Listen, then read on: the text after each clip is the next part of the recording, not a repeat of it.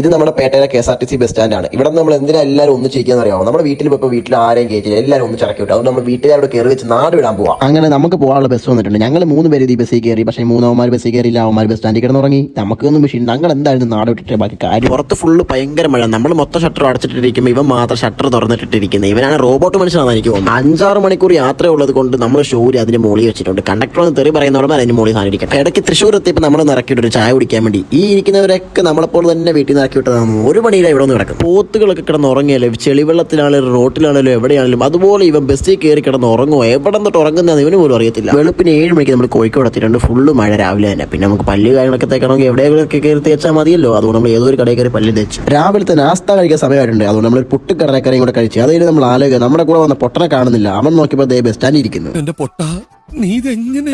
ഞാൻ try ചെയ്തിടാ try എന്റെ try കണ്ട അവള് അങ്ങനെ ഈ പൊട്ടന വരെ കൊച്ചു സെറ്റായെന്നാ തോന്നുന്നു. അപ്പൊ ബാക്കിയായിട്ട് നമുക്ക് നാളെ വരാം. ചാച്ചാ ബൈ, സീ യു.